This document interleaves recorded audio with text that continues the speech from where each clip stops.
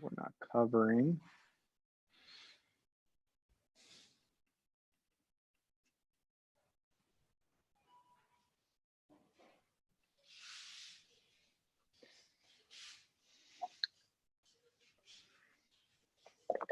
How's everything look background wise and lighting? Good? Yeah, everything looks good.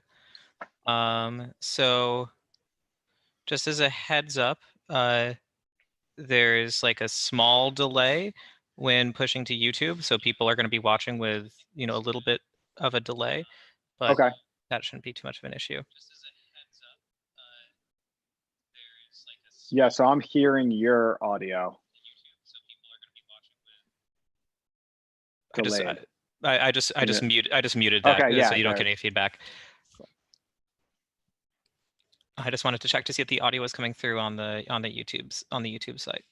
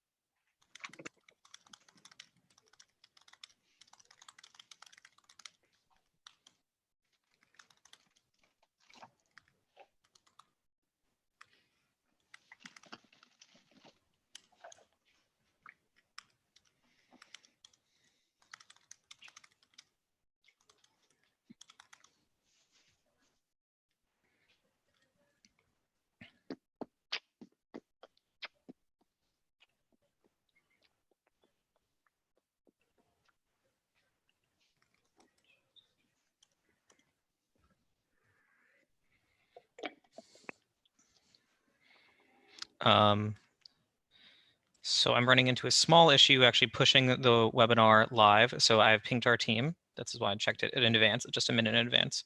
Okay.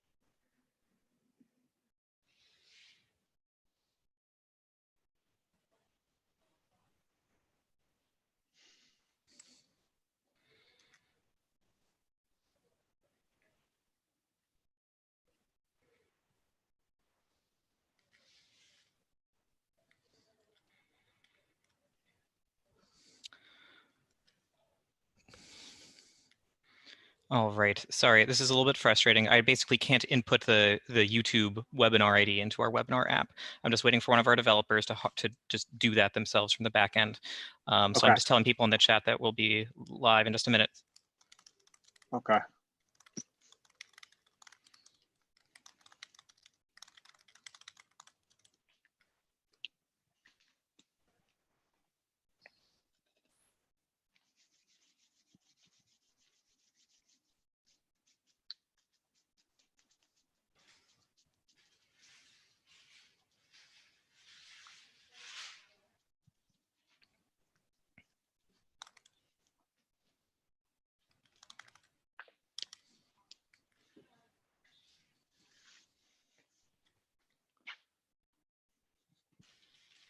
All right, so it looks like we're about to do this, so we're going live now. So let's just start. We should probably start talking right now. All right, so hello everyone, we are live. All right, so everyone, we are live. Please refresh your page. Again, we are live. Refresh the page. All right, so just letting everyone know in the chat that we are live. We are live. So everyone, could you just do me a quick favor and let me know in the chat when you are able to see and hear? Again, could you just do me a quick favor in the chat and let me know when you are able to see and hear? All right, people are saying in the chat Hey, that it Cameron, works. That's great. I'm getting a feedback here, a double playing. I don't know if it's a Uh, headphone thing. so I'm not sure where that would be from. Here, if I take this out, can you hear me? Yeah, I can hear you just fine. Okay, for some reason, that's interesting. One headphone out, I don't know what's going on. But now it's fine, perfect. Oh, all right, great. So appreciate everyone. As you might understand, when you're getting online quickly, especially to thousands of people, occasionally some stuff goes wrong, and we do literally have thousands of people joining us today. It's So just like sourdough bread, Cameron. Things are constantly going wrong, and that's why you're here, to hopefully troubleshoot some of those issues that you're going to be running into on this journey. And with that said, I think we should dive right in. So I'd like to tell you all a little bit about Mike. So you're all here because of Mike. And over the past 7 years, Mike has been on a mission to spread his passion of home cooking through educational and entertaining digital food content. Now, he has over 1.4 million subscribers on YouTube, and his online courses have helped thousands of people overcome their fears of the kitchen and take back the art of baking. So Mike believes that cooking is an intrinsic part of life, but as you might know, it's lost its value a little bit in our current culture. And by creating a stronger cooking foundation in your life, you'll be able to provide for the people you love, live a healthier lifestyle, and connect more deeply to yourself. So Mike, with that said, you want to take it away? Thank you, Cameron. I appreciate the intro, and thank you for everyone who joined us today. This is really exciting. Obviously, the state of the world, it's intense, it's scary, it's crazy.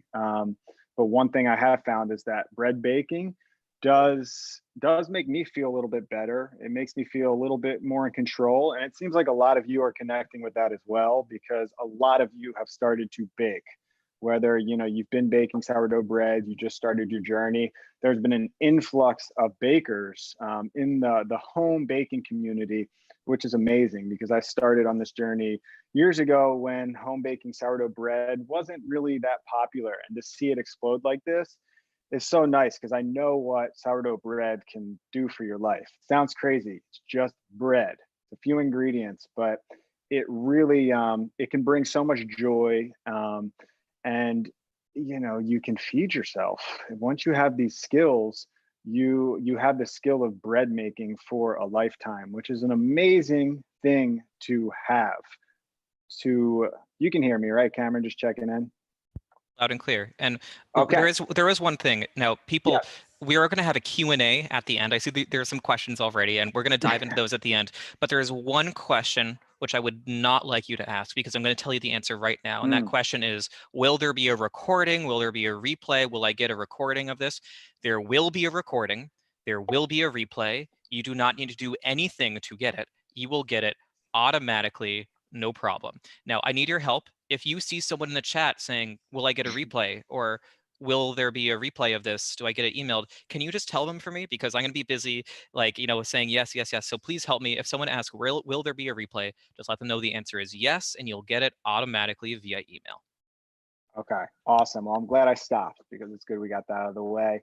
I don't know what the weather's like where you guys are, but here in New York City, it is rainy, which is the perfect day to learn about sourdough, the perfect day to bake sourdough. So hopefully you have some supplies ready for right after this, and you're inspired to go. But we're gonna get after it. I'm gonna basically go over my presentation, and like Cameron said, there's going to be plenty of time to Q&A after. So make sure you ask your questions. Cameron's going to collect those questions, and then he's going to input them onto me.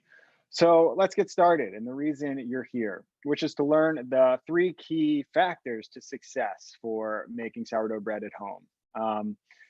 Again, I just mentioned this, but I started my sourdough journey many years ago, and I still am just as excited to bake sourdough bread today. But I'm sure, like a lot of you know, whether you're just starting your journey or you've been on it for a while, it can be tough. There's so many variables, and that's why I love it. It's, you know, it's not that it's a love hate, but there is that part of it that's like you're walking around like you're, you know, you're 6 years old stomping your foot when your sourdough bread doesn't come out, and that happens. And hopefully, I'll cover a lot of those troubleshooting issues so that doesn't happen to you. So, just a little bit of background about myself. I know Cameron mentioned a few things. My name's Mike G. I have a YouTube channel. Cameron mentioned 1.4 million. I don't know where that stat came from. Maybe it was I don't know, from my bio. I need to update that. But my goal of my channel is to promote home cooking and really to level up your home cooking, because for me, home cooking is a way to change your life, and it's something that isn't passed down from generation to generation anymore.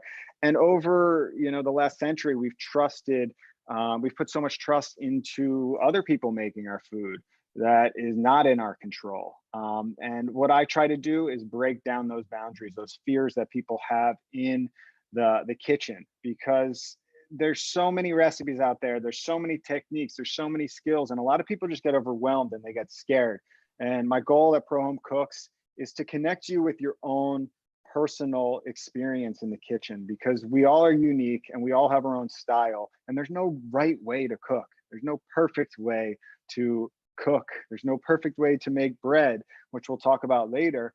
And the goal is to connect with your own way, because what we're trying to do here is make food to survive, to feed ourselves, our families, to have fun. And to do that, you want to connect with yourself. You don't want to just be reliant on recipes and reliant on something that someone said to you. You want to connect to yourself. And that's what I do at ProHomeCooks. And I do an assortment of content, all types of food content. But I love bread, and I've been making sourdough bread videos for years now. And I've put out maybe 10 or so videos on YouTube. And overall, I think there's around 10 million views on those videos. So they're super popular on YouTube, which is really exciting, again, because it's so cool. I just started putting out videos a few years ago, not knowing if anyone would connect with sourdough bread. I was inspired myself, but it turns out a lot of you are really into it as well. So that's been awesome to see the popularity of sourdough bread, and also just fermentation in general. People are connecting more with naturally fermented things and going back to the original way we ate, which was a lot of fermentation, a lot of bread, but the natural way. I also have a sourdough course called Sourdough U, and thousands of people have taken that course with a lot of success. Here are just a few success stories here. You can see their bread pictures. Nothing makes me more happy than when people send me their bread pictures, their successful loaves, because I know what it takes to get to that point, and I know the connection you have with your bread. It's like, you know, I have a starter here. People name their starters. I've never named my starter, but that's a trend I'm seeing in quarantine, is people naming their starters. And that really is the connection. And the truth is, this is life in here. This is Mike, life. And that's what, just one quick yeah. second. A lot of people in the chat are saying that they want to see this bigger. So I think that there are some folks who don't realize that there actually is a full screen button to this. So Mike, I'm sorry to cut you off, but I'm going to Oh, share no worries. I'm going to share my screen really briefly, just so that everyone makes sure. If when you're watching this presentation, so I'm watching this here on YouTube, right? I'm watching this here right now. There's a full screen button in the bottom of the video. So I just mouse over the video, and you see this full screen button in the bottom right. I just click that button, and it instantly will go full screen. So click that button if you want this to be full screen. But it is normal that Mike's video will be a small box in the corner, because Mike is giving a presentation, so his slides will be the main thing that you see. So Mike, you can go ahead and share your screen back, but I just wanted to make sure everyone knew that they can view it larger like that. Okay, now I need to get my presentation up there. All right, do you see it? Not yet. Oh, wait, here you go, here you go. There you go. Beautiful. Thanks so much for that. All right. Sorry about that. Full screen, under control. Come on, that's rookie stuff. Full screen, really? But I'm glad you guys are back in action. So, like I was saying, my Sourdough U course, a lot of success with students that go through it. And that's the reason I made it, to really get you on your own journey, making incredible bread and give you that skill for a lifetime. So that brings us to really the point of today, which are the three most important elements to mastering sourdough bread at home. And just a quick sort of history of how I got into bread. This guy right here, I don't know if you know him, Michael Pollan. This guy is like a food hero for me. Michael Pollan has written many books in the food space. Omnivore's Dilemma, maybe some of you have heard of that. That book really changed food for me in general. He exposed a lot of stuff about the food industry that people weren't thinking about at that time. It came out over a decade ago, and it really made a shift in the food industry and back to taking power into your own hands. And one of his next books was called Cooked. And that was sort of the next iteration, exposing the food industry in Omnivore's Dilemma, factory farming and things like that, into Cooked, which was taking the power into your own hands and cooking food at home. And each chapter was broken down into elements. And one element was air. And the air chapter was all about sourdough bread. And when he was talking about sourdough bread, I didn't really know much about it at the time. I had heard the term. I'd been to San Francisco where sourdough bread is super popular, but I had no idea, you could make it at home. I didn't really know that it was that much different than normal bread making. But he talked about it in such detail. He talked about the science. He talked about the natural fermentation, and it just exposed me to a new world that was fascinating. And just the time and effort he was putting in, and of course the payoff at the end, that's what set me on my journey. And again, I thought bread was just this down here. I thought it was just normal sandwich loaves. This is what I grew up on. I didn't know there was this huge difference. I had seen artisanal looking bread, but I didn't know they were made from a natural starter. And I think a lot of you out there that are learning this, it's so eye-opening. The differences between these two breads, between baker's yeast, between a sourdough starter, it's completely different. I just did a video on focaccia and I did two recipes. Same recipe, but one had sourdough starter, one had baker's yeast. And the result was something completely different. It was insane. So stay tuned for that on my YouTube channel coming in about 2 weeks. But this guy right here and this book sent me on a journey to sourdough success. And a lot of you are on that journey right now, and you're coming here for some troubleshooting or just from more information. And maybe a lot of you have seen this. This is what I ran into early on my sourdough journey, which was a bit frustrating. This was, different threads about sourdough all over the place. You're getting into it. I don't even remember how I learned it first, maybe different recipes online. But what would happen is I would go to actually make the bread, run into an issue, and then I would, hit these threads. And this is so old school. This sort of type of troubleshooting where you're looking for the answers. It's scattered all over the internet. There's home pictures people are posting. It just was not a great way to learn. I found myself getting very frustrated because I didn't know who was right. Who are these people in these threads, throwing out this information? All the information is different.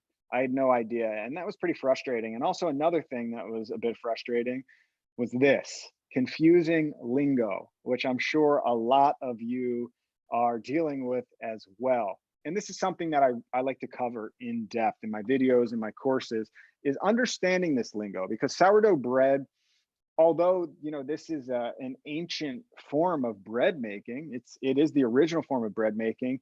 At some point, it became a bakery thing, an artisanal thing where the bakers did it, and over that process, they created all of this lingo. And a lot of this lingo is very useful. That's the thing. You don't need it to make sourdough bread, but it is helpful. If you understand things like hydration levels, baker percentages, Bannaton, autolyse, all these terms that when I started, I had no idea what they were. But over time, I learned them, and it became extremely helpful for my bread making. So I've learned all of that. And I was just determined to really master the craft of making sourdough bread at home. So I apprenticed in a few different bakeries. I figured I would learn from the pros, and I learned so many amazing tips. And there's just incredible bakeries all around Brooklyn, all around New York City in general. And it was just amazing to see how pros were doing it and how they were doing it in bakeries, which is, a big difference. And it's something that people don't quite understand. When you're in a bakery, there's so many variables to sourdough bread. So a bakery can take away a lot of those variables.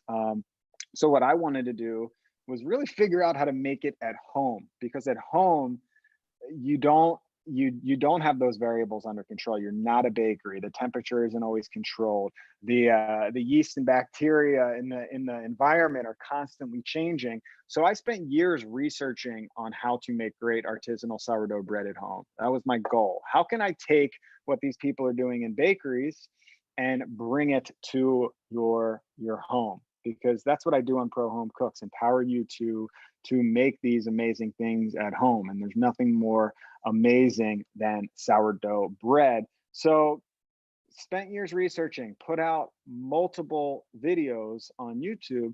But what I was finding was, people were getting a lot of success off the YouTube videos. And that was amazing to see. And it was enough to just keep me, more excited and putting out more videos.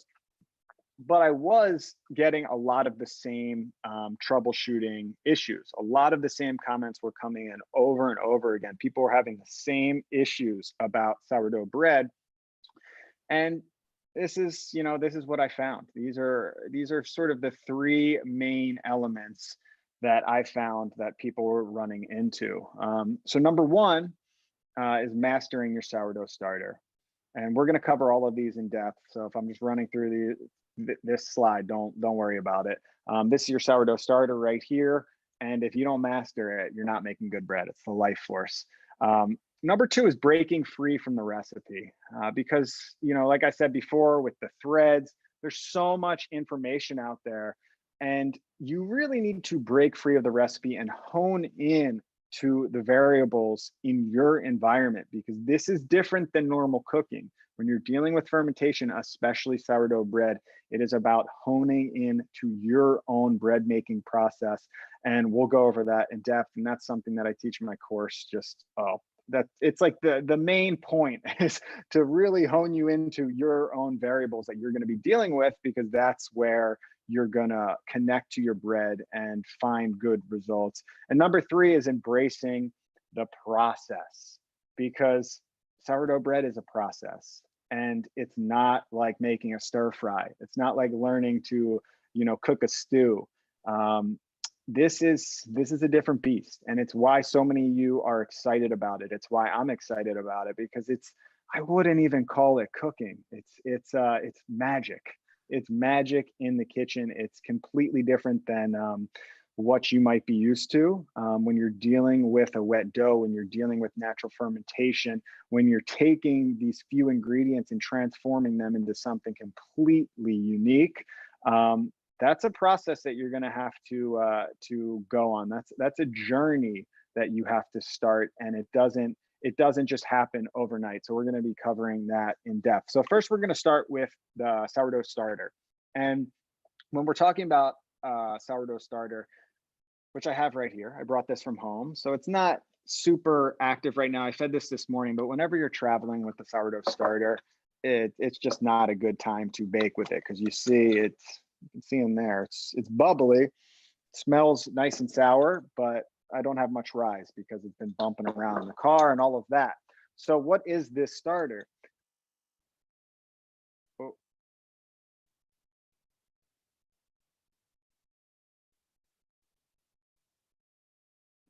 Okay, so I can hear you, Cameron. What's going on, man? Hey, Mike. Yeah. You're all good. Oh, I'm all good. Yep. Oh, interesting. That was weird. I just heard this in this whole little, maybe your back end I heard or something. That was very strange. All right. So we will continue. A little glitch in the system, but we have our sourdough starter here. let me go back. Okay, we're at our sourdough starter slide. So this starter right here is just a natural fermentation. We're just mixing flour and water together, and we are creating yeast. We're creating a colony of yeast, and it's that simple. People think this is some, crazy thing that you got to buy in a store or get from a bakery. When you mix flour and water together, what you're doing is creating a colony where yeast and bacteria can really thrive and survive, and that's the goal. And by feeding this every day, you're continuing to give it what it needs, the food. Just like humans, we need food, we need the proper environment to thrive. So when you feed it, you let this starter, you give it the ability to thrive and multiply. And that's the sourdough starter. It's that basic. And a lot of people ask if they can make it from scratch. And again, it's so easy. All you need to do is just mix flour and water together. I have an entire section in Sourdough U which covers this in depth. We do experiments. We see what starter is the best, which type of flour is the best. I get a lot of questions on different type of flours to use for different type of activity. That's all covered in there. But today, what I want to show you is just how I feed this thing. Just a really simple demo, because again, if you don't have this sourdough starter figured out, you're not going to make good bread. This is the life force. So without the life force, without the heart of your bread, you're not going to have that final result that you want. And when I see a lot of people sending in their pictures of bread, I can tell they just have a weak starter. Maybe they just weren't patient enough. Maybe they made bread too quickly. And that's part of that journey. Just keep going, keep feeding your starter, work on getting this thing powerful, and you'll be good to go. So this thing I fed this morning. And I gave it the proper feeding of equal parts flour and water. I don't measure at this point in the courses, in my videos. I show you the actual measurements, just so you get an idea of consistency. But for me, once you kind of understand the consistency, you don't need to measure. It's really, really simple. It's like a thick pancake mix, and it doesn't have to be perfect. So I'm going to pour about half of that out.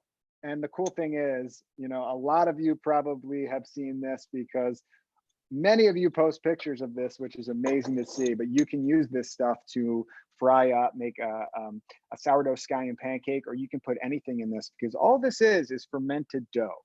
And for years, people were throwing this out. And it's part of my job is like to create that sourdough starter revolution, to not throw it out, to use this, because frying this up, having fermented bread is incredible. In a lot of cultures, they are living off just, fermented dough in different ways, steamed, fried. It's the base of a lot of their meals. Like injera bread is just fermented flour, teff flour with water, and then just cooked, and you have an incredible thing to dip into stuff. So don't throw that out. Now we take our flour, and you can use any flour you want. I do suggest staying consistent with your flours. If it's fine if you do switch up your flour from rye to all-purpose, but when you're baking, try to get a consistent path so you know what's going on with your flour. So you see the activities, so you see the rise. If you're constantly shifting flours, it's going to be a little harder to track, and you won't really know what's going on. So I'll take a little bit of this I'm just using all-purpose flour, totally fine. And I'm going to add it to here. That's probably 50 grams, about half a cup. You can see that in there. I'm going to tilt it down just a little bit. And then all I do, take my water, pour it in. Again, this is so simple, and it needs to be simple because you have to do this every day, sometimes twice a day. What I suggest, if you're making bread at home and you're actually like consistently baking, you want to, I'm still good, right, Cameron? So I actually stopped sharing your screen because people said that they couldn't see the video, only the slides. So for right now, while you're demonstrating this, I paused the screen sharing. Okay, so they just see the. Okay, they see you right now. They see you right now. Okay, perfect. So here you go. So we are mixing this up. I can't see it, but I'm sure this angle's pretty good. And now we have this thick consistency right here. Just keep mixing. You just want to incorporate all of the flour, so it's all hydrated in there. You don't want to see any flour. You want it hydrated in the water, and you can see how thick that is. That's like a cake batter, I would say. And you're good to go right there. That's all it takes to feed your starter. And now in about 4, 5, 6 hours, we're going to be ready to make bread. And that's an amazing thing. But the thing is, you do have to tune in with your own environment, because, and your own activity of your actual starter, because every starter is going to be a little different. Your environment, the yeast and bacteria that are active in your environment, it's going to be changing from person to person.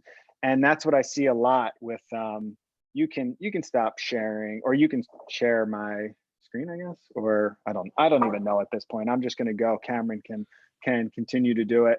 So when you're making your starter, just remember, if a recipe tells you 3 hours and it's like that's the way to do it, that might not be right for you. You need to continue to track this and really get a feel for your starter, to see when it's fully active, to see when it's ready to bake bread. It could be 6 hours, could be 7 hours. If it's just a few degrees different, things will change. And I cover that in detail in the course to really tune you into this and to get you the most active, powerful sourdough starter. And when I went to those bakeries, I learned the hard way how important this sourdough starter is, because they gave me their sourdough starter. And I remember I was making decent bread at the time, and they gave me their sourdough starter. And all of a sudden, the next day, I made one of the best loaves of my life by just using their starter, because they had been feeding that thing on a regiment. They had been super consistent. They had that activity in their environment, and things, just worked so well. I just want to make sure that I'm good, right? Just seeing you right now. So if you want to share slides again, just click share to bring them back the Okay. slides. We're just looking at you. Okay. Perfect. Let's share the slides. Okay. Share. Beautiful. Okay. And now you just need to make them full screen. Yeah, let's play. All right. We're back in. Okay, that was the tutorial. So that's your sourdough starter. Knowing when to use your sourdough starter is super important. We're not going to cover that right now. That gets covered in my videos, in the course, and there's just a few elements to really nail down there. But a lot of it is just really getting used to your own starter, taking time and being patient. Don't think you're going to make bread in 4 days. You can make bread in 7 days.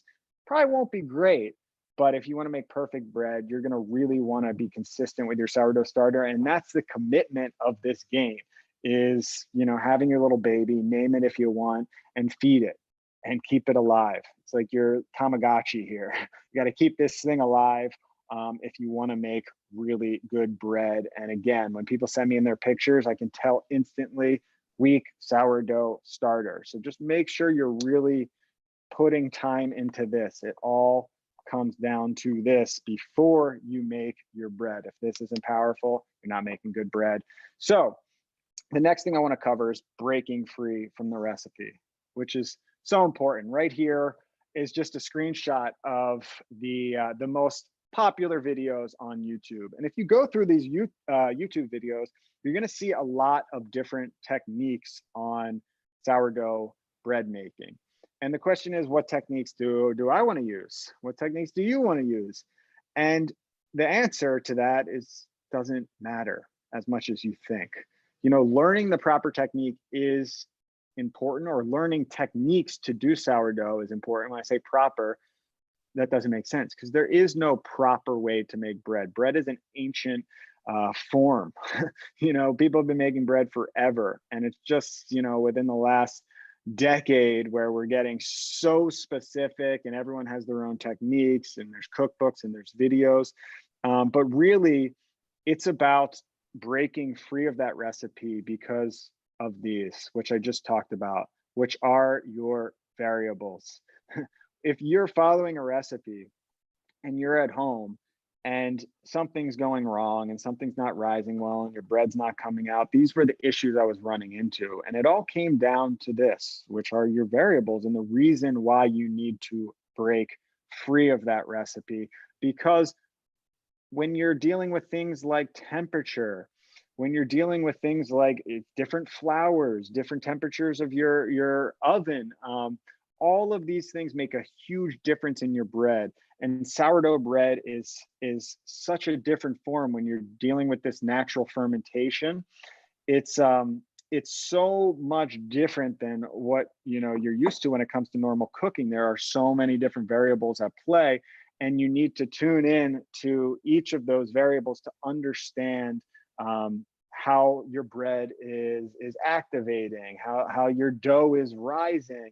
And I see this all the time too. People send in their pictures, and what they're doing is they're following a recipe they've seen, and they're like, why isn't my bread coming out? And it's like, well, maybe you're not proofing it long enough. Maybe the recipe told you 3 hours, but it's totally underproofed. And that's a huge one. People, they stretch and fold their bread and they're all excited and they're finally used to their bread, but it comes out dense. And a lot of times it's just because they didn't proof their bread long enough. They're used to baker's yeast. They're used to the bread doubling in size in 2 hours. And if their temperature is just a few degrees lower, maybe it's 68 compared to 72 in their house, you could be, I know that's Fahrenheit for all of you international people out there, but you can do the conversion. If it's just a few degrees different, you might be off by a few hours. It could take a few extra hours of proofing, and that's one of the biggest issues I see, is just not proofing long enough to really get the volume, to really get the air in your bread. So variables are so important, and really breaking free of the recipe. You can see we have 2 recipes here, and they're different. And this is what I was dealing with in the beginning, just so confused. And what I learned was you really just have to break free and connect to your bread. And people who can do that, who can break through that barrier, and they start to connect with their bread, and they start to connect with the actual process, they're the ones that really take on the art of sourdough as an art form and not just a recipe. And they start having a lot of success in the kitchen, which takes us into number 3, embracing the process. Because like I said, sourdough bread is a living, breathing thing. Look at this as like a life form. And when you're making it, sometimes you can hone into that life form. That's why it's so magical when you are creating bread from scratch, from just a few ingredients. Like, can you imagine turning this and this water and flour into what, I don't know if you can even see this, but water and flour, I'm holding up water and flour into this right here. That's just a magical thing. And you need to embrace that this is magic, that this is living. And what happens is, I'm sure a lot of you can relate to this out here. I know I can relate to this slide right here. This is how my bread looked. I probably nailed every single one of these 9 pictures at some point in my bread process. And especially early on in my bread process, this is almost part of the process. When people send me in pictures and they nail down their first loaf, they've gone through the course, or they've watched the video and they tag me on Instagram and it's like a beautiful loaf, I'm like, you should just open up a bakery right now, because that is incredible. That's certainly not what happened to me. I went on a journey and I had to embrace it the hard way. And a lot of my early loaves look like this. And this is just part of the game, because when it comes to sourdough bread, it's a different type of bread. You're dealing with the natural yeast, but also you're dealing with a wet dough. And a wet dough is very overwhelming for people. So a lot of people have issues folding the bread and handling the actual dough, which is totally understandable. It takes time and it takes that journey and really embracing it, embracing the failures, that are going to look like this. My friend Al was baking sourdough bread when I was making my course, and it was really cool because he came over and he was on that initial journey that I went on. And it was so similar to what I see for so many beginners, especially similar to what I dealt with. It was almost identical, his bread pictures. And in the course, I show his journey. And it started off looking just like this bread. And every single week, as of course he got obsessed and more obsessed with sourdough bread, he started getting better. He started understanding things and really honing into his own bread process. And that was the coolest part to see. And that's what I see with my students is they start honing in to their own bread process, which is amazing. And they're the ones that are picking up on these little details like, oh, you know what? I actually threw this in the fridge to proof overnight because I found that the overnight proof with the cold fermentation, I just get better results. That's something that, I can, as a teacher, I can explain the process, but you have to go on that journey on your own to figure out these little things. And when I saw Al going on this journey and really figuring out all of these details on his own, all of a sudden he starts ending up with incredible bread. And what I see is, the final process are people that are sending me in bread pictures every day. Hundreds of people are tagging me in their bread pictures. People have gone through the course, who have watched the videos, who are just making incredible sourdough bread at home, better than stuff that I'm making, which is amazing. It's like when the student, outpaces the teacher and they become the master. And that is my goal. That is my goal, is to really put you on that journey of bread making and get you to embrace that. Because once you embrace that journey of bread making, you will be a baker for life. Once it's in you, there is no way out. It's not coming out of you. It's in you. You have that skill, and it's going to be very hard to go back to supermarket bread. I know I haven't. I still am just as excited to make bread. And this is what I see every day, just people so excited to make bread at home. They're on their journeys and they're starting to really incorporate this into their life. And what's really cool is when you actually become that pro home baker, and all of a sudden you're in a schedule. You're feeding your sourdough starter every day. You're making bread every other day. You have so much bread, you're giving it out to your neighbors. And let's just say having too much bread is a good issue to have, because also, we didn't cover this, but sourdough bread is so much more delicious, healthier, just more fun of a process than your other styles of bread. At least that I find. I can sit down and eat an entire loaf of sourdough bread and be completely fine. Whereas I always had issues with not, gluten intolerant, but sensitivities. If I ate a sandwich and it just had some normal bread with a quick fermentation with baker's yeast, it just never left me feeling that good, which totally makes sense, because when you're dealing with the baker's yeast, like the yeast in those little packets, they're great in a lot of ways. I still use those. You can make a really fluffy sandwich product, but the reason those were created was to speed up fermentation time, was to create more control in bakeries, because more control and a quicker product led to better sales. And that's why we slowly started breaking away from sourdough, the natural form of bread making, where you have a longer fermentation, where you have a healthier product, because through that fermentation, you're breaking down the gluten, you're unlocking key nutrients in the wheat, but it takes time. And there's those variables that I talked about. So bakeries were like, the timing on that, taking 2 days to make bread, I don't think so. Or just the variables, our bread didn't come out that day. Even the bakeries that I apprenticed in, I swear, they made bad bread some days. They came in and they were like, the bread's just not that good. So even in bakeries, they're not making perfect bread. But over time, and why you're seeing the sourdough explosion, is because people are understanding the health benefits to a natural fermentation, the taste benefits, just so much tastier. It's real bread compared to, I'm not going to say fake bread, but like this focaccia experiment that I just did, it kind of was like styrofoam with a 4-hour fermentation and a 4-hour bread process versus a 28-hour bread process on a sourdough focaccia that tasted like heaven. It was just 2D, 2 dimensions, And then I all of a sudden unlocked a third dimension with the sourdough starter and a lot of time. This is your key to unlocking a third dimension and really sending you on that quest for the perfect loaf. And that's what it's all about. It's about you going on that journey and going on that quest. And I'm still on that quest every single day. When I'm making bread, I'm learning more, and I'm failing. I'm struggling through my issues with my bread making, but learning so much and learning little tips, and learning how I can make the perfect bread at home. And I don't know if that's possible, the idea of perfection with bread at home, but I certainly can try. And it's certainly fun to try. And that's what I see, the students that go through Sourdough U, they get pushed onto that journey, their own journey for the quest for the perfect loaf.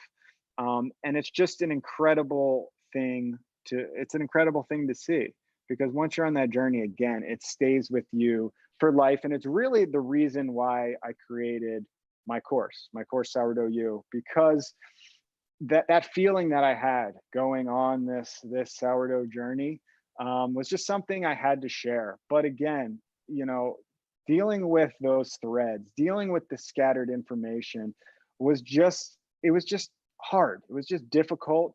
And I kept getting those same questions. Those same questions kept arising.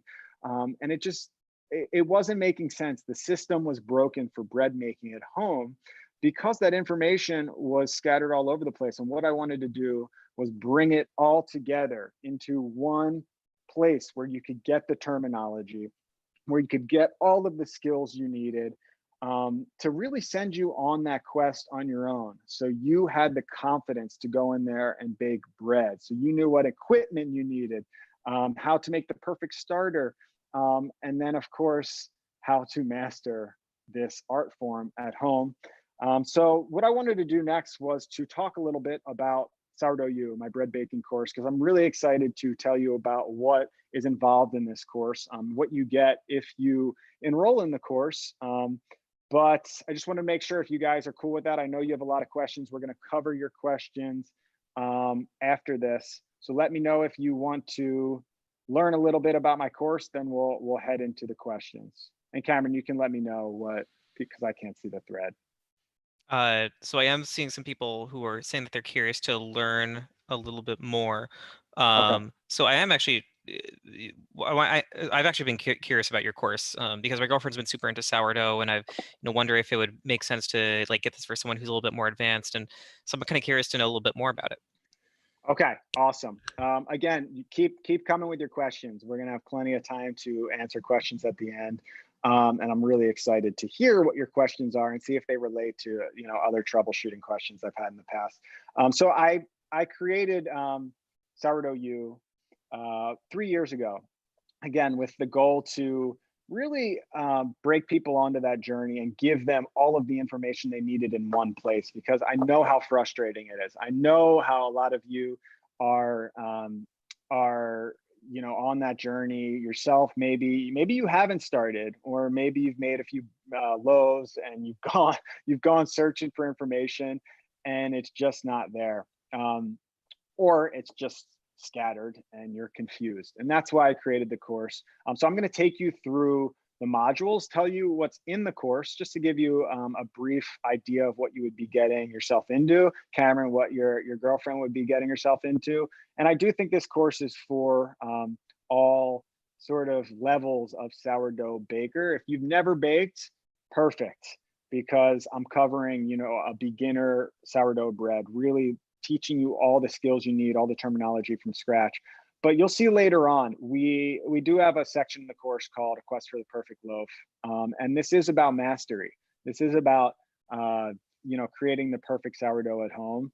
And I do think people that come in that just want to level up their sourdough bread making do get a ton of benefit out of this as well. So the first module is all about science, which is a bit crazy for me, at least, because I was not a big fan of science growing up.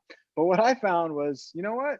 If the science is about something that I like, it's actually quite enjoyable. And when I started breaking into bread science and learning about it, I found it very interesting and very enjoyable. And most importantly, I found it super informative and helpful on my bread journey. Because if you understand just a few key aspects of the science, what's actually happening with your sourdough starter, you know, the colony in here, the yeast and bacteria, what they're actually doing, again, you're going to be able to tune into those variables and you'll actually begin to understand rather than just feeling like out of control, like, "Oh, I don't know what's going on. Why is this thing rising slowly?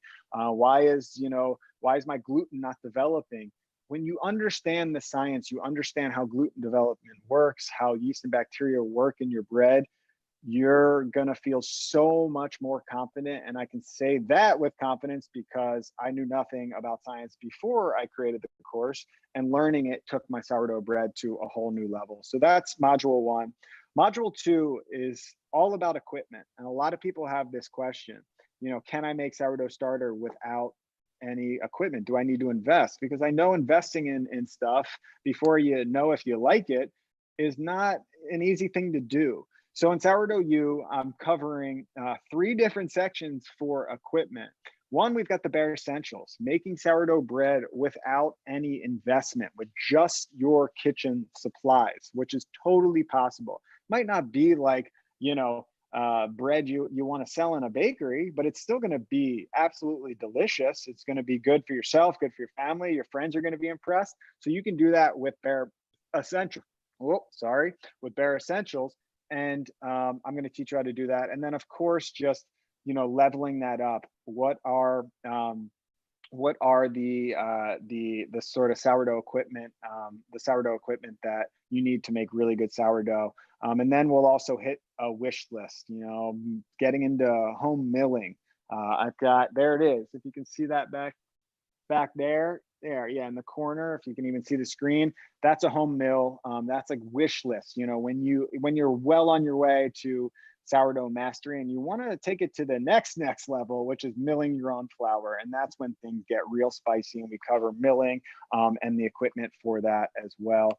Module 3 is all about flours, which I've never seen on YouTube. It's really hard to find information about different types of flours on the internet. So I wanted to create a module that was all about the different types of flours that you can use. And one of the best parts about making sourdough bread at home is you can control that. You can put in, unique flours that you find locally around you, that you mill yourself. Maybe healthier flours if you're gluten intolerant. We'll cover things like that. So an entire section on flour was something that I really wanted to put in the course, and that's just a really exciting section. Just a ton of information on combining different flours to make your perfect loaf. Then section 4 is all about mastering your sourdough starter. We talked briefly about this, but there's about 5 classes in the sourdough starter section. Again, I've got experiments for the perfect starter with different flours, sourdough starter science, because if you don't nail this, like I said before, you're not making great bread. You can make decent bread, but you're not making great bread. So sourdough starter section, so important. You got to understand what's going on with your starter. And then, of course, we get into bread making. And the section 5, module 5, is all about beginner's sourdough loaf. And I wanted to create a really simplified sourdough bread recipe where I'm bringing in multiple cameras. So you're really involved in the action. You can see everything in depth, which is hard to find in tutorials on YouTube. I really wanted to bring you in to see the proper feel, because again, when you're dealing with that wet dough, different fermentation times, you need to see exactly what's happening so you can start to understand what it feels like, what it looks like in your own kitchen. Because once you have that understanding, then you can go on your own journey. So module 5 is all about that beginner's loaf and really nailing down that beginner's loaf. And then we can move on to the quest for the perfect loaf. And this is my favorite section in Sourdough U. And this is where we take all of the lessons we learned, all of that knowledge, all of the terminology, all of the information about science and flours, and we apply it. We apply it to trying to create the perfect loaf. And I put my skills to the test, and you guys get to watch that. And of course, learn from that. with the idea that you can then go create your perfect loaf. Because again, this is your journey, your individual style of bread. Maybe you want to mill all your own flour and make whole wheat bread. Maybe you want to make extremely fluffy bread and use all-purpose white flour, and you just want that, that open crumb. It's all about your preference. Everyone has a different bread preference style. All bread is delicious that I found, especially sourdough. But that's what's awesome about going on that quest for the perfect loaf at home. It's all about crafting your perfect style, and that's what's covered in module 6. And also, there are a few bonuses, which I'm really excited about. I'm just going to go over those quickly. These are exclusive bonuses for Sourdough U. So the first bonus is the sourdough video troubleshooting guide. So this is going to be a live video. If you join the class, we're going to all, after a week after you guys have enrolled in the class, you're going to get a link to join a live feed. And this is where you get to ask your troubleshooting questions, just like you probably have now. And I'll go over a few at the end. No matter what, you're going to have troubleshooting questions. And that's when you can hop on with the teacher, myself, and you can start asking those questions. And also there's email support at Sourdough U as well, which is great. If you ever have an issue with your sourdough bread, you can send in a picture, no problem. And someone over at ProHomeCooks University will help you out with your bread issue. And people are sending in pictures all the time. They run into some type of issue along their journey that needs to be troubleshot. And usually we get that sorted out. The next bonus are the checklists. And this is really exciting. Maybe some of you have seen these checklists, but the checklists are really to give you the control back with your schedule. So I've created all of these recipe checklists to really guide you along depending on your actual schedule, whether you're super busy in the day and you work a 9-to-5 job. I mean, a lot of people are home right now. Who knows when that will change, and that's why a lot of people are making bread. But if you're someone who stays up late, I've got a checklist for that. If you just have a whole weekend free, I've got a checklist for that. And what this does is it gives you the power to go on with your normal life. You do the task on your sourdough bread. You fold your bread or you let it rise and you just check it off. You go do your thing. And that's what's great about sourdough bread is it really doesn't take that much time of actually doing things. Takes a long time extended to make the bread, but to actually be in the kitchen doing things is like an hour. It's not that, it's like a football game. A football game's extended over so much time, but they're only playing for like 6 minutes, I think, something crazy like that. And that's very similar to sourdough bread. So these checklists are going to give you so much more control over your schedule, because I know we're all busy. We've got other things to do. I just had a baby. These checklists are super helpful, even for me. Check it off. Go deal with a crying baby or whatever's going on in my house. So the next bonus is the Slice of Heaven video recipe guide. And this is really exciting because sourdough bread is a platform for recipes. Once you have bread, once you have that power and you can make bread at home, well, guess what? Now you can make sandwiches. Now you can make, different flatbreads or whatever you want to do with your bread. So I'm giving you my favorite sour recipes that use sourdough bread, and that's the third bonus. And one more thing to cover is that if you're not completely satisfied with Sourdough U, there is a 30-day money back guarantee.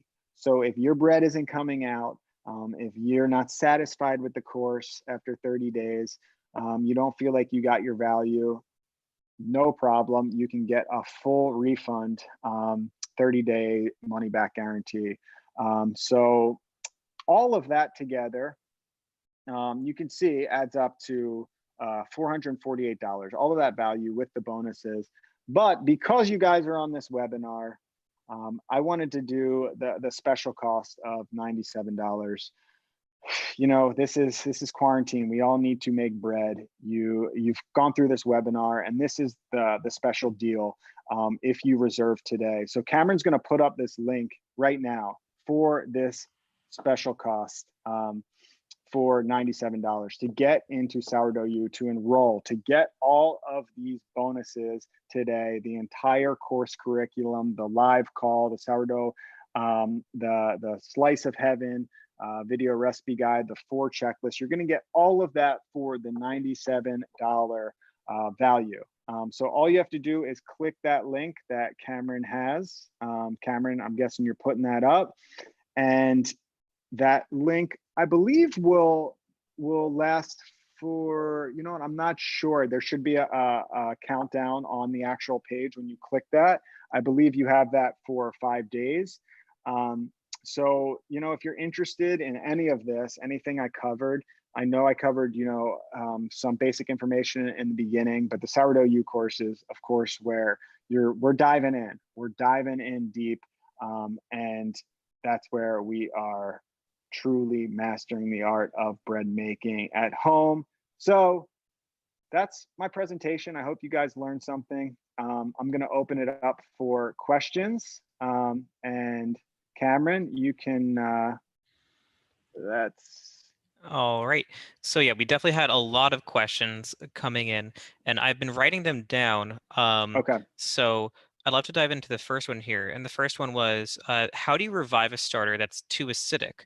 So if I have a starter, you know, I haven't fed it for a couple of days. I don't Yeah, know if it's acidic or not, but what do I do with a starter like this?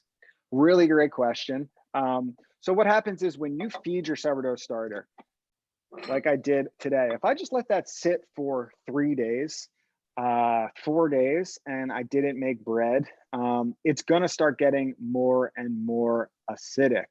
As that yeast and bacteria continue to break down those sugars and turn them into acid, you're going to get more and more acidity. And you're going to smell it. You're going to open up your sourdough starter and you're going to be like, oh boy, that is very acidic. Is that bad? Some people get scared that, you know, they killed their sourdough starter. Your sourdough starter is not dead unless it smells like really bad. If it smells off, then that is actually a problem. But if it smells acidic, that's no problem. That's fermentation there.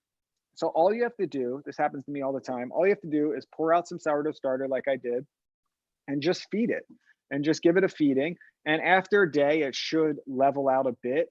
And I would feed it again, you know, start to acclimate it. I get a lot of questions on when to use. I'm sure people are asking when to use their sourdough starter, or if they pull their sourdough starter out of the fridge, they've been letting it rest in the fridge, and they're not making bread.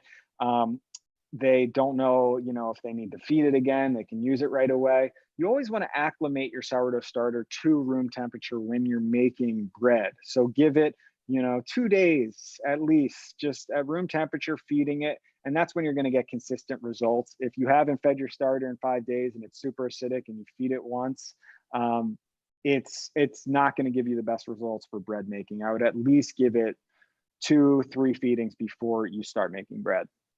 That makes sense. Now we're seeing a lot of questions in the chat about sealing your containers and basically the role of humidity in your starter. So I think a lot of the questions are seeing about, hey, Mike, I saw you sealed the container. I think I had to leave it open and breathe. Other people are saying like, I'm at a different, you know, Altitude. altitude, or I live in the Caribbean, so things are very humid. So I think all these things are linked together. Can you explain that a little bit more?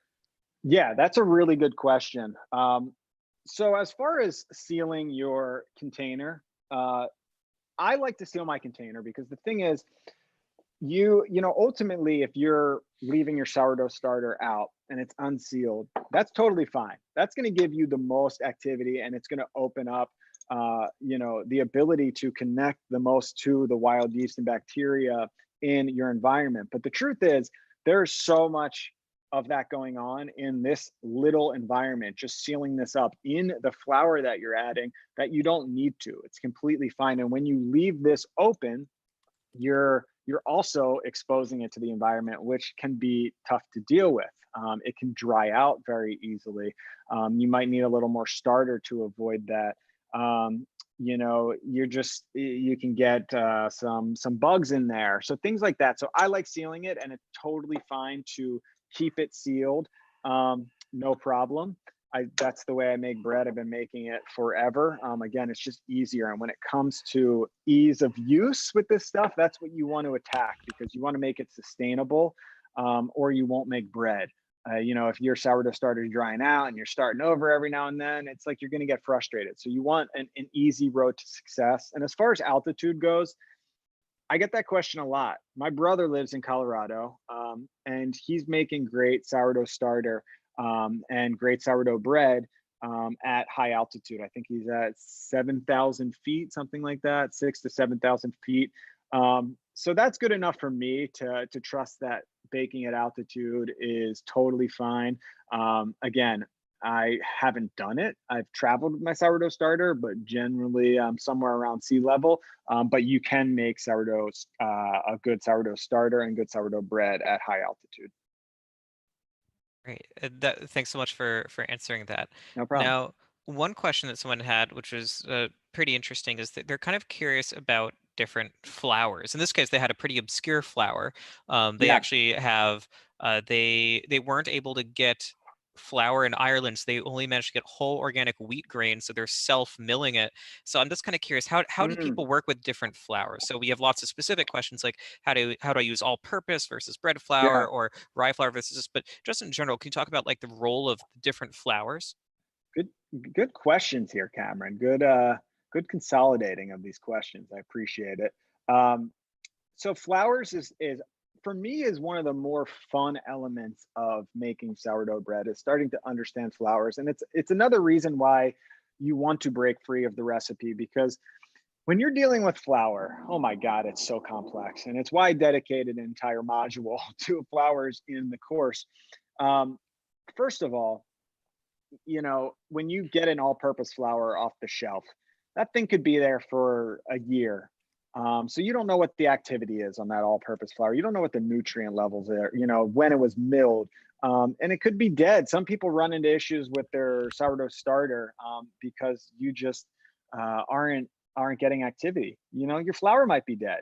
I always say get the best flour possible. So it sounds like people are doing that. And I'm seeing that a lot now, especially in quarantine, as we have these flour shortages, which is crazy to see. But I think it's opening up a big world for these smaller mills that do more unique flours, that do fresher flours. I've been contacted by a few people, and they're starting to get more exposure because more people are baking, but also these bigger bakeries are running out of flour, so it's giving them the space. So number one is that all flours are going to react differently, completely differently, especially to hydration levels. So the amount of water that your flour absorbs is going to be completely different from flour to flour. So when you're following a recipe and you're like, oh, I'm just going to use this whole wheat or all purpose, it could be absorbing flour at a completely different recipe or level, which is why I always promote making sourdough bread by feel and really feeling that out and looking for those variables and the stickiness and the hydration levels of your dough and honing into that, which is going to be the most important thing when you're dealing with different flours, is really feeling how the flour is hydrating. And then as far as taste, you're going to get completely different um, taste notes from different flours, of course, which is fun to experiment. And then also the reaction of these flours is going to be different to the water. So some of these flours, like rye flour, einkorn, they're going to be very sticky when you hydrate them, when you put water into them. So that's stuff that you want to learn. That's stuff that I cover in the course, is proper ratios of these different flours, because it can be very tricky to work with them. Which is why a lot of people stick to whole wheat, they stick to all-purpose flour, because it's just a little more controlled. So what I like to do is start incorporating these unique flours slowly and in small amounts at first, to really get into the game of working with different flours before you just start making 100% self milled whole grain flours. Thanks so much, Mike. Now, I think we've gone even a little bit over time, so I think we're probably just going to maybe do two Okay. more questions. Do you think? Okay, they better be good. They better be good. So the first one, I'm going to do another kind of like combo question, because we have a lot of Okay. people asking in general about how you use the fridge in this. So can I take my starter and can I put it back in the fridge? If I'm putting it in the fridge, do I have to feed it while it's in the fridge? If I'm taking it out of the fridge, do I have to like reactivate it somehow? Can it even be frozen? So what role does the fridge play in all of this stuff? Yeah, totally. That's a really good question. I get that question a lot. And it's actually the reason why I created a new sourdough starter guide, which is going to be an addition to the course. I'm just finishing that up. That will be hitting the course probably, what's today? Today, I think is Wednesday. That will be hitting the course at the end of the week. And the reason I created it was because I was getting so many of those questions: how to reactivate the starter. What do you do when it comes out of the fridge? My main note kind of goes back to before when we were talking about the starter in the first question, which is when you take your starter out of the fridge, you'd put your starter in the fridge in the first place to slow down the fermentation, because when you lower the temperature, you're lowering the activity levels of the yeast, and you can create a more dormant environment where things are just chilling, things are just slowing down. But a lot of people take it out and they don't know what to do. Again, it goes back to acclimating your starter back to room temp before your bake. So that would be my main suggestion, is just give it a few days of acclimation, and then start baking, rather than taking it right out of the fridge and trying to make bread. It's going to be a little tougher. All right, thanks so much, Mike. And I'm sorry if you're hearing this dog barking Oh, that's all right. We in the barely can hear background it. here. So one question, and I think the final question here is, when you're creating bread, like obviously there's a lot of different variants. So I had people ask about, when can I add things like fruit and nuts? I Yeah. had other people asking, what kind of shapes can I be making with this? And Mm, we also, I think one question which was pretty inspiring is someone says that because of her sister's epilepsy, that they need to stay on a keto diet, but that she loves sourdough. So are there any like low carb variations? So can you talk yeah. about some of the ways that you could take this beyond whether, fruit and nuts are enriched dough, low carb bread, or other methods or shapes, and which of these might be covered in the course? Yeah, totally. So when it comes to actually low carb options, that goes back to the flour question, which I cover in the course. And there's so many different styles of flours, and we've gotten really used to specific types of wheat. Especially in this country, there's just a few grain styles that make up probably 99% of the flours. And unfortunately, those are just, it's like, the classic factory food industry, where the main styles of production, the main grain styles, that those aren't going to be the healthiest for you. They're going to be, higher in gluten, and more, just harder to digest as well. So there are certain styles of flours that actually are easier to digest. It's scientifically proven. People just have a much better time if they have gluten intolerance, and if they are on a ketogenic type diet. So that's all covered in the course, just incorporating different styles of flours. What was the other part of that question? I think it was also like shapes, and even if Oh you do yeah. stuff like adding fruits or nuts. So shapes and nuts, we cover that stuff in the course, different shaping styles. And it really, that is the beautiful thing about this. It is the quest, for the perfect loaf. You're on your own journey. And when it comes to um, adding different ingredients, that's stuff that I continue to still experiment with today. Today I made a focaccia pizza, sourdough focaccia pizza. I made it completely from scratch. I've never seen a recipe like this, and it was absolutely incredible. And I'm doing the same thing with sourdough bread all the time, just throwing in different ingredients at different times of the baking process, whether that be after the stretch and folds, whether that be in the auto lease process. There is no proper, correct way to add ingredients. And a lot of it is just experimentation, and that's what's so fun about bread. There's just really, there's just no better thing you can make in the kitchen. For me, I think it's the most challenging thing you can make, but I think it's also the most rewarding. And when you start experimenting with things like that, that's when things start really taking it to the next level. All right. And I just wanted to say thanks again, Mike, for joining us today. And if No people want to problem. connect with you, or learn more after this, so where can they find you? Yeah, so you can connect with me at Life by Mike G on Instagram.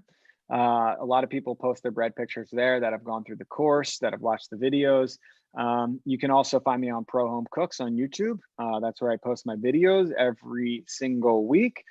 And also the course. If you join the course Sourdough You, you'll be seeing a lot of me very very soon. So I hope you guys enjoyed the webinar. It's awesome to see all your questions, to see you from all around the world, and it's just amazing to see how many people are inspired by bread. You know, quarantine, it's been a crazy time in the world. But again, the silver lining for me is seeing how many more people are cooking to home cooking, connecting to home cooking.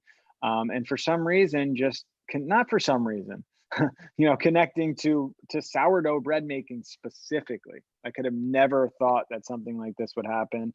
I love making sourdough bread. I've been making it for years. So to see so many people starting their journey is amazing. So for anyone starting their journey, anyone on their journey, good luck. It's just amazing. And really, yeah, have fun. Just have fun. Don't get too frustrated. It's all part of the process. So yeah, I'll talk to you guys later. Hope to see you in the course. All right. Thanks so much, and take care, everyone. Bye-bye.